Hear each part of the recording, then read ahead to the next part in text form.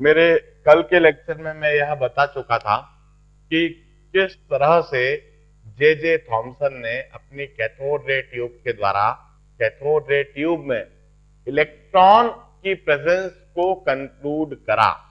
किस तरह से वह इस बात को समझ गया कि इस ट्यूब में जो दिख रहा है वह इनफैक्ट इलेक्ट्रॉन बीम है।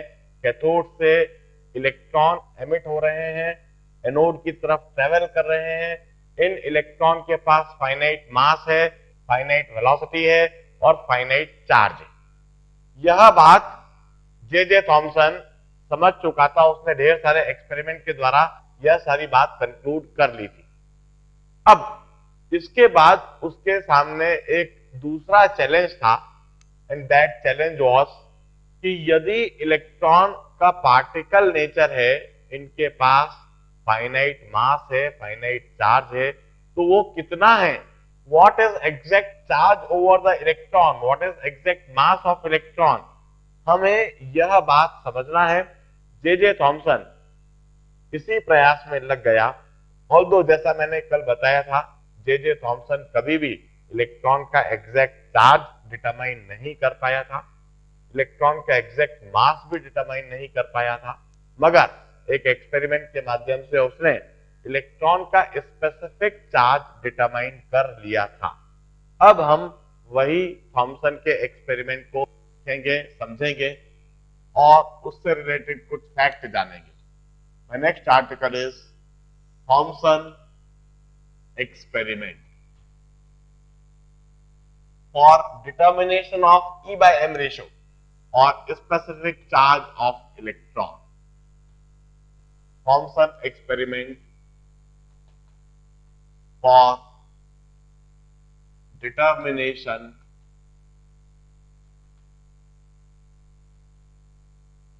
of the specific charge on electron, that is E by M ratio.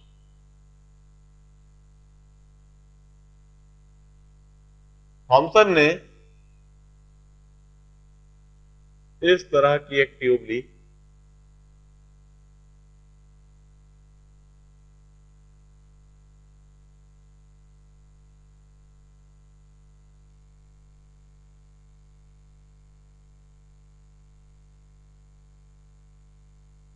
और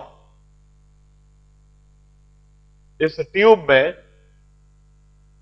इस जगह पर उसने कैथोड प्लेट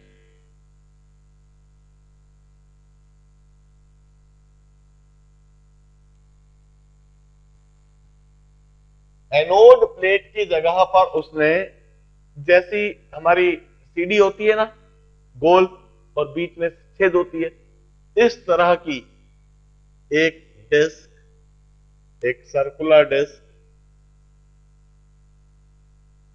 जिसके बीच में इस तरह का एक होल है, इस तरह की सर्कुलर डिस्क एनोड की जगह पर ली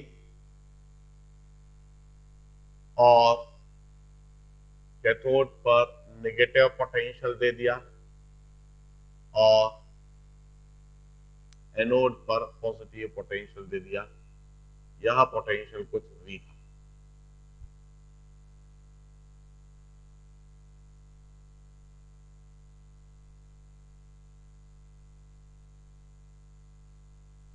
अब जरा सोचिए, इस कैथोड से इलेक्ट्रॉन बीम एमिट होगी और एनोड से जाकर टकराएगी,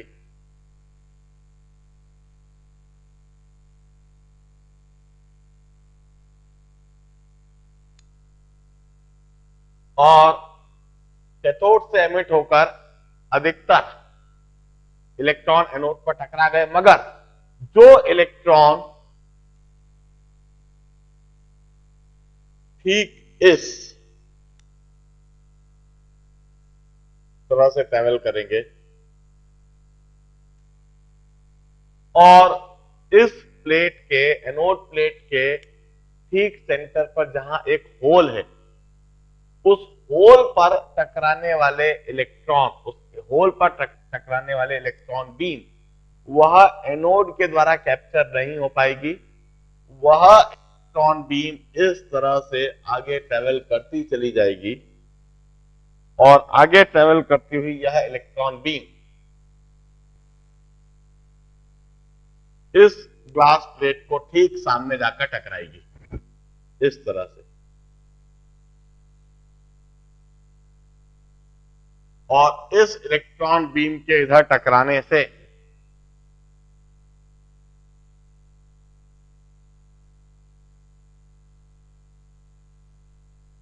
ग्लास के इस पॉइंट पर एक ब्राइट येलो स्पॉट बन जाएगा। इस जगह पर यह प्लेट गर्म हो जाएगी और गर्म होके येलो कलर की दिखने लगेगी इस जगह। सर्किट को कंप्लीट करने के लिए इस ग्लास प्लेट को हमने इससे जोड़ दिया। अधिकतर इलेक्ट्रॉन कैथोड से एमिट होकर एनोड पर टकरा रहे हैं, ऐसे चले जा रहे हैं, और कुछ इलेक्ट्रॉन जो इधर आए वो ग्लास प्लेट के माध्यम से इधर चले गए। अब हम यह बात ऑलरेडी बता चुके हैं कि यह जो पोटेंशियल लगाया है, इसी पोटेंशियल पर इलेक्ट्रॉन बीम की वेलोसिटी निर्भर करेगी। हमने वेलोसिटी ऑफ इलेक्ट्रॉन बीम के लिए एक्सप्रेशन कल ऑलरेडी लिख लिया था। Velocity of electron beam is under root of 2 eV by m।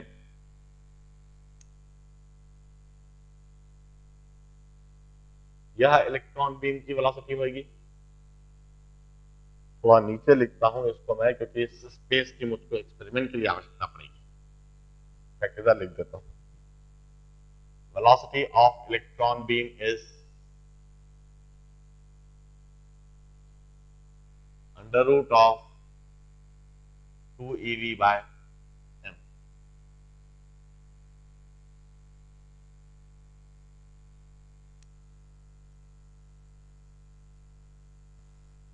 अब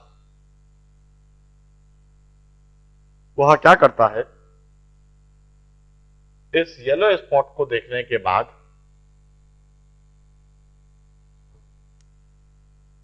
इस प्लेट के इस ट्यूब के ऊपर और नीचे दो कैपेसिटर प्लेट रखता है।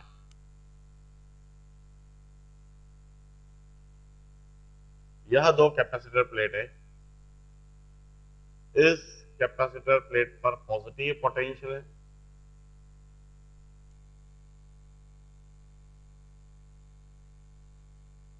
और इस कैपेसिटर प्लेट पर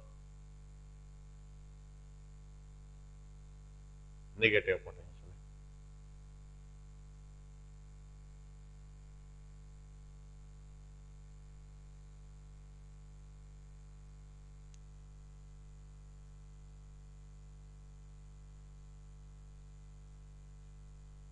यह पोटेंशियल V डैश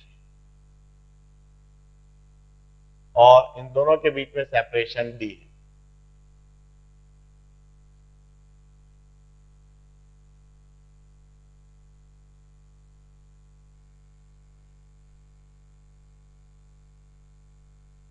अब जरा सोचिए, इस तरह से जब आपने कैपेसिटर प्लेट रख दी तो इस V डैश पोटेंशियल की वजह से वहां एक इलेक्ट्रिक फील्ड डेवलप हो जाएगी। That electric field would be E dash and that is V dash by D। यह इलेक्ट्रिक फील्ड डेवलप हो जाएगी। इस इलेक्ट्रिक फील्ड में इलेक्ट्रॉन के ऊपर फोर्स लगने लगेगा, जो कि इलेक्ट्रिक फोर्स होगा, जो कि होता है charge on electron into E dash. So force on electron, electric force on electron would be E V dash by D। यह इलेक्ट्रिक फोर्स लगने लगेगा। अब इस इलेक्ट्रिक फोर्स की वजह से क्या होगा जरा देखें, यह इलेक्ट्रॉन बीम जो स्ट्रेट लाइन में ट्रेवल कर रही थी वह इस इलेक्ट्रिक फील्ड के अंदर आते से ही इस तरह से डिविएट होने लगेगी और इस तरह से डिविएट होते हुए इस जगह पर जाकर टकराएंगी और इस इलेक्ट्रिक फील्ड के लगाने से कांच के ऊपर जो येलो स्पॉट बन रहा था वो इस जगह पर बनने के बजाय यहां बनने लगेगा, क्योंकि इलेक्ट्रॉन बीम इलेक्ट्रिक फील्ड में डिविएट होती है। किसी भी इलेक्ट्रॉन पर इलेक्ट्रिक फील्ड में पॉजिटिव प्लेट की तरफ फोर्स लगेगा। यदि V डैश पोटेंशियल हमने लगाया है और दोनों प्लेट के बीच में दूरी d है तो वहां इलेक्ट्रिक फील्ड जो बन जाएगी दोनों प्लेट के बीच में वहां V dash by D potential gradient is electric field. और इस इलेक्ट्रिक फील्ड में कोई भी चार्ज होता है तो उस पर फोर्स लगने लगता है Q इंटू इलेक्ट्रिक फील्ड। तो इलेक्ट्रॉन पर फोर्स लगने लगेगा, charge on electron is E, electric field is V dash by D. यह फोर्स इलेक्ट्रॉन पर ऊपर की तरफ लगने लगेगा और इलेक्ट्रॉन पर जो कि ऐसे जा रहे हैं ऊपर की तरफ फोर्स लगने की वजह से वो ऊपर की तरफ डिविएट होने लगेंगे। डिविएट होने के बाद जब इलेक्ट्रिक फील्ड से बाहर निकलेंगे तो बिल्कुल स्ट्रेट लाइन में ऐसे ट्रेवल करते हुए सीधा यहां पर जाकर टकराएंगे और इनके इस जगह पर टकराने से अब इलेक्ट्रॉन बीम जो स्ट्रेट जा रही थी वो इस जगह पर टकरा रही। तो जो ग्लास का जो सरफेस है यह वाला सरफेस गर्म होगा, गर्म होकर येलो हो जाएगा और इधर ब्राइट येलो स्पॉट आपको दिखने लगेगा। इस तरह से येलो स्पॉट डिफ्लेक्ट हो रहा। अब वह क्या करता है, मैग्नेटिक फील्ड और लगा देता है। इस इलेक्ट्रिक फील्ड के साथ साथ वह मैग्नेटिक फील्ड लगाता है। अब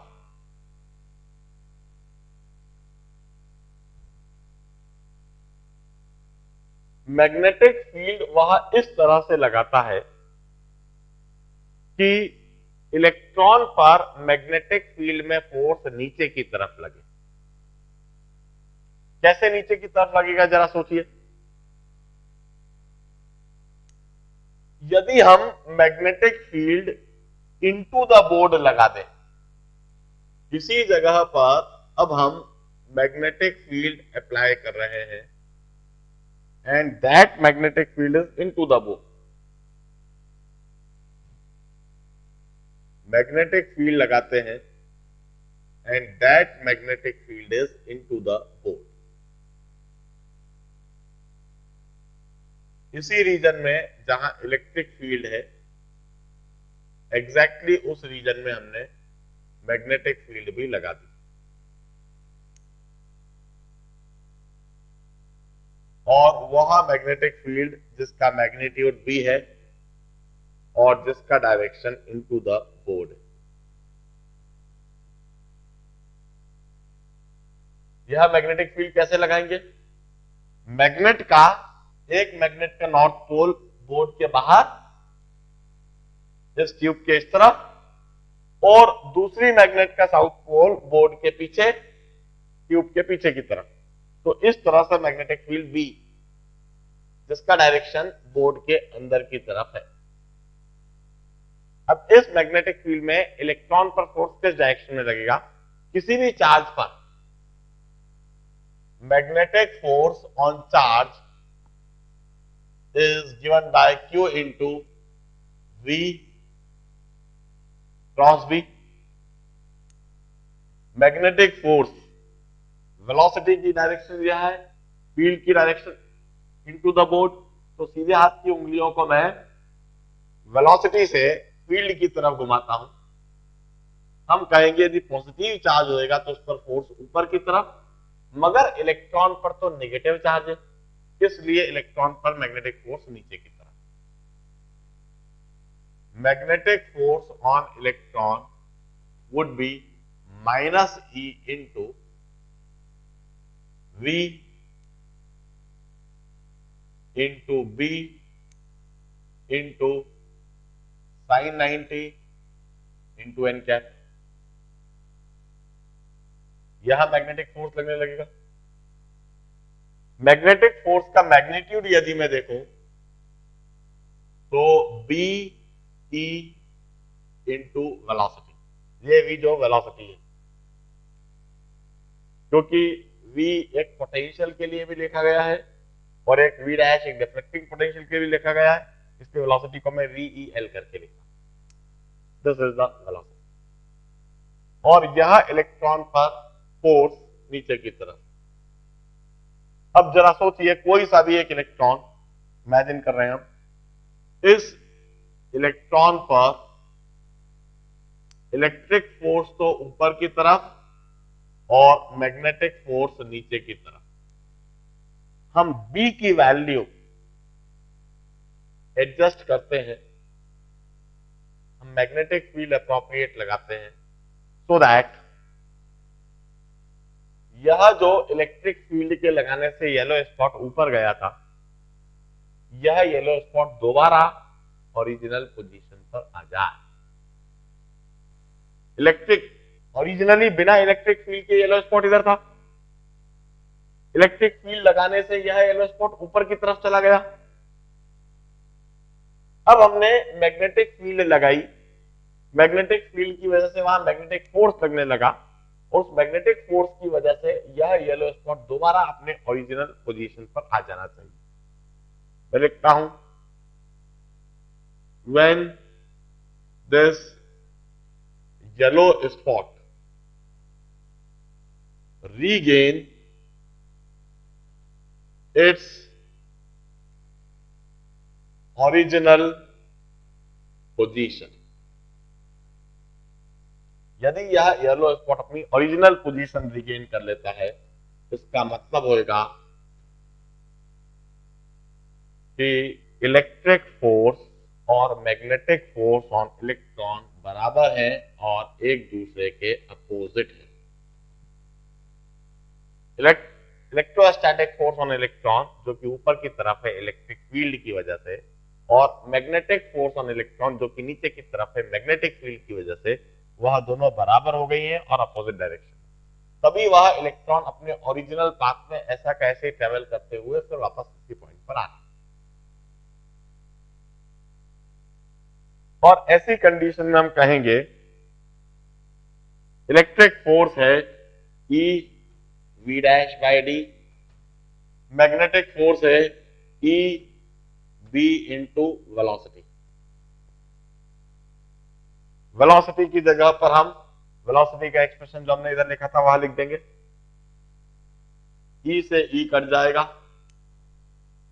और इधर दिखेगा V dash by D is equal to B into velocity की जगह under root 2 EV by m। हम इसे स्क्वायर कर देते हैं, V dash square by D square is equal to B square into 2 EV by m। E by m is equal to V dash square E by m is equal to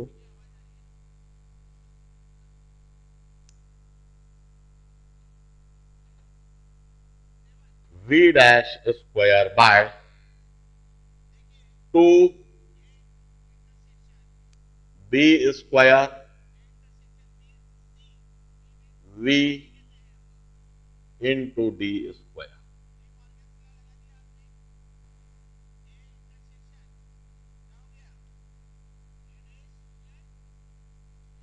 V dash is this potential जो deflecting potential है, जिसको हम volt meter से बड़ी आसानी से major कर सकते हैं। 2 is a constant, B is magnetic field जो हम मैग्नेट की वजह से लगा रहे हैं, उसे भी मेजर करा जा सकता है।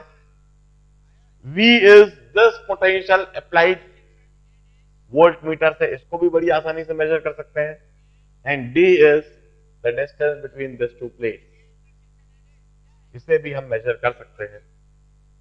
इन सब क्वांटिटीज को इस तरह से मेजर करते हुए जे थॉमसन ने इलेक्ट्रॉन पर स्पेसिफिक चार्ज डिटरमाइन कर लिया था। This was Thomson experiment and this was his concept, this was his logic to determine a specific charge of the electron. इस पर ऑब्जेक्टिव्स और प्रॉब्लम्स कई बार पूछे जाते हैं इसी एक्सपेरिमेंट पर। बड़े ध्यान से पूरी सिचुएशन को देख लीजिए। अब मैं कुछ ऑपरेशंस इसी एक्सपेरिमेंट पर और करके दिखाता हूं। इसके बाद जो मैं करूंगा उसको रटने की आवश्यकता नहीं है, मगर कैसे करा जा रहा है उसको अवश्य समझिए। यह एक्सप्रेशन रटा हुआ होना चाहिए जो मैंने बॉक्स में रखा है। Velocity of cathode ray, this is accelerating potential. Obtain करने का तरीका कल ही हमने देख रखा है इसको। फिर हम यह समझे जितने भी इलेक्ट्रॉन इससे टकराएंगे और वहीं पर रुक जाएंगे, मगर जो कुछ इलेक्ट्रॉन इस छेद में, इस होल में, बीच में जाकर टकराएंगे तो वो इस एनोड प्लेट में कैप्चर होने के बजाय वो आगे बढ़ते चले जाएंगे। वो इलेक्ट्रॉन इसी वेलोसिटी से आगे बढ़ते हुए फिर सीधा इस ग्लास ट्यूब से जाकर टकराएंगे। ग्लास के इस सरफेस से टकरा के जब कॉन्स्टेंटली इससे इलेक्ट्रॉन टकराते रहेंगे तो वहां पर ये ग्लास का सरफेस गर्म हो जाएगा, गर्म होकर ये येलो हो जाएगा और इधर एक ब्राइट येलो स्पॉट आपको दिखने लगेगा। वह ब्राइट येलो स्पॉट ही आपको आगे का एक्सपेरिमेंट करने में मदद करेगा। फिर हमने इलेक्ट्रिक फील्ड लगा दी एक्सटर्नल कैपेसिटर प्लेट से। दो कैपेसिटर प्लेट, पॉजिटिव प्लेट और नेगेटिव प्लेट, इस पर कुछ पोटेंशियल वी डैश, इस पे दूरी डी है। इसकी वजह से वहां इलेक्ट्रिक फील्ड डेवलप हो गई वी डैश बाय डी। और जो कोई सा भी चार्ज यदि इलेक्ट्रिक फील्ड में होता है तो उस पर फोर्स लगने लगता है। इलेक्ट्रॉन पर भी फोर्स लगेगा, charge on electron into electric field, और इलेक्ट्रॉन पर फोर्स ऊपर की तरफ लगेगा, इलेक्ट्रॉन पर फोर्स पॉजिटिव प्लेट की तरफ लगेगा। इस वजह से इलेक्ट्रॉन जो ऐसे आगे बढ़ रहे हैं वह पॉजिटिव प्लेट की तरफ डिविएट होते जाएंगे और प्लेट के बाहर आने पर इस तरह से स्ट्रेट लाइन में ट्रेवल करते चले जाएंगे। प्लेट के अंदर वह पैराबोलिक पाथ में रहेंगे। प्लेट के अंदर वह पैराबोलिक पाथ में रहेंगे, this is parabolic trajectory with in the plate. और प्लेट के बाहर आने पर यह टेंजेंशियली स्ट्रेट लाइन में ट्रेवल करते चले जाएंगे। यह पैराबोलिक ट्रैजेक्टरी इसलिए रहेगी क्योंकि इस एक्सेस के अलोंग तो कांस्टेंट वेलोसिटी है और यह एक्स एक्सेस के अलोंग कांस्टेंट वेलोसिटी, और वाई एक्सेस के अलोंग इनका कांस्टेंट एक्सीलरेशन होएगा फोर्स की वजह से। एक्स एक्सेस के अलोंग कांस्टेंट वेलोसिटी और वाई एक्सेस के अलोंग कांस्टेंट एक्सीलरेशन। इस सिचुएशन में हम कहते हैं कि यह पैराबोलिक ट्रैजेक्टरी बनेगी इलेक्ट्रॉन की। और फिर जब यह इलेक्ट्रिक फील्ड से बाहर निकलेंगे तो अब उन पर कोई फोर्स लगना बंद हो गया, तो जो भी कुछ इनकी वेलोसिटी है, उसका जो भी कुछ मैग्नीट्यूड है, जो भी कुछ डायरेक्शन है, उसी मैग्नीट्यूड के साथ उसी डायरेक्शन में वो स्ट्रेट लाइन में ट्रेवल करते चले जाएंगे। इसके बाद यह स्ट्रेट लाइन होगी और फिर इलेक्ट्रॉन बीम जब इधर टकराएगी तो येलो स्पॉट इधर बनने लगेगा। अब कांच का यह वाला सरफेस गर्म होएगा, गर्म होकर चमकने लगेगा। इस तरह से हमने इलेक्ट्रिक फील्ड की वजह से इलेक्ट्रॉन बीम में डिफ्लेक्शन समझ लिया। अब हमने क्या करा, मैग्नेटिक फील्ड लगाई। इसके बाद मैग्नेटिक फील्ड लगाने के लिए दो परमानेंट मैग्नेट आगे और पीछे, जिसका मैग्नेटिक फील्ड आपको पता है। मैग्नेटिक फील्ड का डायरेक्शन इनटू द बोर्ड।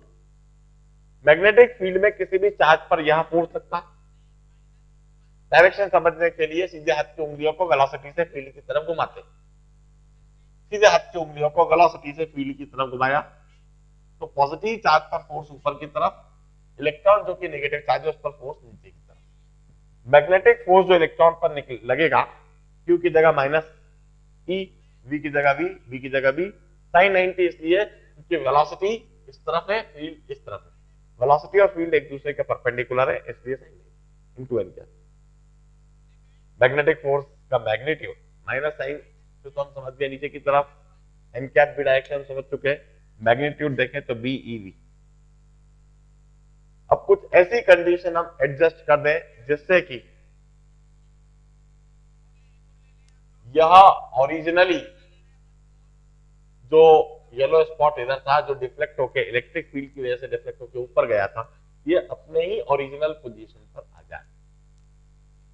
यदि येलो स्पॉट यह ओरिजिनल पोजीशन पर आ जाता है तब इसका मतलब होगा कि ऊपर की तरफ लगने वाला इलेक्ट्रिक फोर्स और नीचे की तरफ लगने वाला मैग्नेटिक फोर्स ये बराबर है और ये एक दूसरे के अपोजिट है।